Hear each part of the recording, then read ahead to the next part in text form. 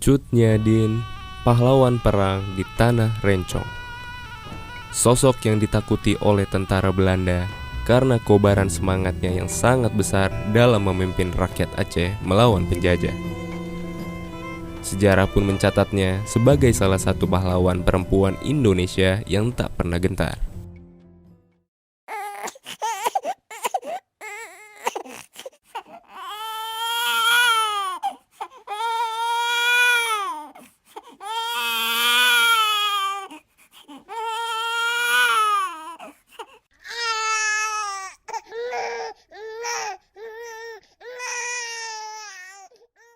Seorang pahlawan perempuan lahir di tahun 1848 di sebuah kampung bernama Lampadang Pedukabada di wilayah 6 Mukim, Aceh Besar. Tahun 1862, di saat usia Cut Nyak-dien baru 12 tahun, ia dijodohkan dengan Teku Ibrahim Lamga, putra dari Teku Po Ahmad, seorang ule balang Lamga ke-13. Cut, maafkan aku harus meninggalkanmu dan buah hati kita untuk kesekian kalinya. Aku harus terus melawan perlawanan Belanda yang ingin menjajah wilayah kita. Aku mengerti itu. Tapi satu yang kuminta padamu, kembalilah dengan selamat demi bertemu kembali denganku dan buah hati kita. Iya, aku pasti kembali.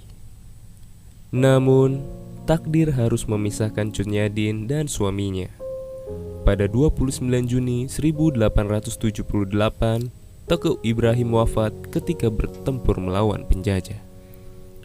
Aku bersumpah akan menghancurkan Belanda dan membalaskan kematian suamiku.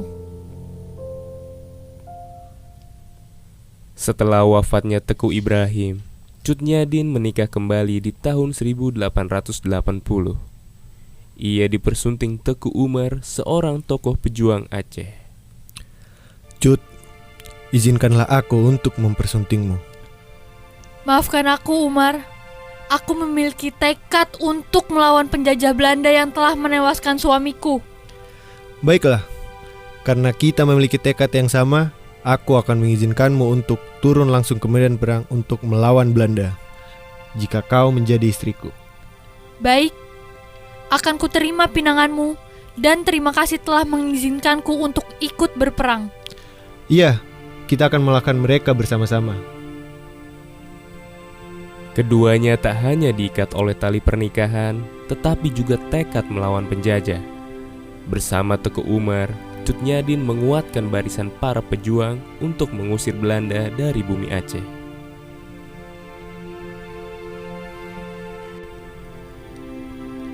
Dalam melakukan perlawanan, Teku Umar menggunakan strategi unik. Teku Umar berpura-pura tunduk pada Belanda demi mendapatkan pasokan senjata yang kelak bakal dipakai olehnya dan rakyat Aceh untuk melawan kolonial. Siasat ini bahkan sempat membuat rakyat Aceh marah dan menganggap Teku Umar pengkhianat. Cut, aku memiliki strategi untuk mengalahkan mereka. Aku akan berpura-pura tunduk kepada Belanda, dan di saat mereka lengah, aku akan mengambil pasukan senjata untuk kita gunakan untuk serangan balik. Apakah tidak terlalu berbahaya jika dilakukan seperti itu? Tidak, ini adalah misi untuk diriku sendiri. Hanya kau dan aku yang boleh tahu tentang ini. Setelah aku tunduk, pasti rakyat Aceh akan menganggapku pengkhianat. Lalu, apa yang harus kulakukan? Tetaplah jaga rahasia ini sampai aku berhasil menjalankan strategi ini. Karena hanya kau yang bisa meyakinkan pandangan rakyat Aceh untuk kembali percaya kepadaku. Baiklah, aku akan menjaga rahasia ini. Semoga kamu berhasil, Umar. Iya, Cut, aku pasti berhasil.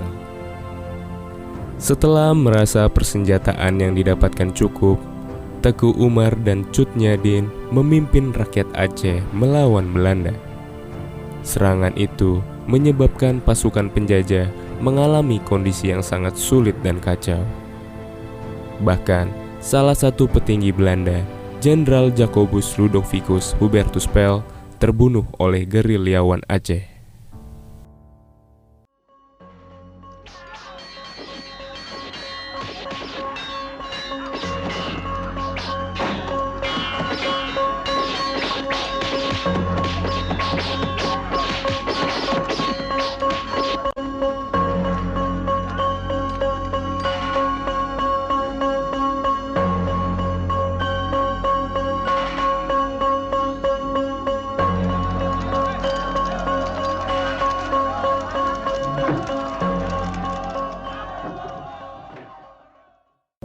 Nahas dalam perang di Melaboh 11 Februari 1899, Teku Umar gugur. Cut Nyak Dien pun menggantikan suaminya untuk memimpin perlawanan. Sepeninggal sang suami, Cut Nyak Dien masih terus melanjutkan perjuangan. Ia bergerilya dari satu wilayah ke wilayah lainnya. Namun, saat itu ia dan rakyat Aceh mulai kehabisan makanan, uang, dan pasokan senjata. Kondisi kesehatan Cut Nyak Dien juga kian menurun. Matanya mulai rabun dan tubuhnya encok. Dalam situasi sulit itu, anak buah Cut Nyak Dien bernama Panglaut malah berkhianat. Dia melaporkan tempat persembunyian Cut Nyak Dien dan pasukannya ke pihak Belanda. Oi Belanda, aku punya hal yang penting untuk aku sampaikan kepada kalian. Apa itu? Aku mengetahui tempat persembunyian Cut Nyak Dien. Hah? Kau berkhianat? Di mana dia sekarang? Dia berada di butong lesa gue. Baiklah, kami akan menyerang ke lokasi tersebut. Dengan mudah, Belanda menyerang markas Cut Nyak Dien di Betong Lesag.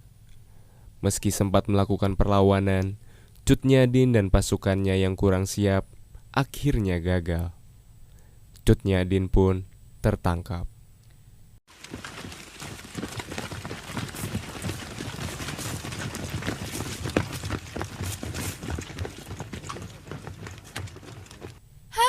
Bagaimana bisa kalian tahu lokasi persembunyianku?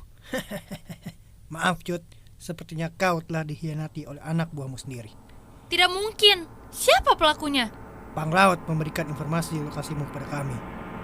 Dasar Panglaut tidak bisa dipercaya. Pasukan, tangkap dia.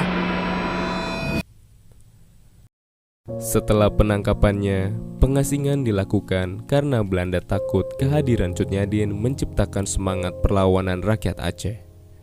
Apalagi masih banyak pejuang-pejuang Aceh yang belum tunduk pada Belanda. Setahun setelahnya, yakni 6 November 1908, Cut Nyak Dien meninggal dunia di usia 60 tahun. Dia dimakamkan di daerah pengasingan. Semangat Cut Nyak Dien dalam memimpin rakyat Aceh melawan penjajah membuatnya dikenang sebagai pahlawan perang perempuan yang tak kenal menyerah. Pada 2 Mei 1964, Presiden Soekarno melalui Surat Keputusan Presiden nomor 106 tahun 1964 menetapkan Cut Nyak Dien sebagai pahlawan nasional. Hingga kini, nama Cut Nyak Dien masih harum dikenang. Kisah perjuangannya patut diteladani sebagai semangat emansipasi.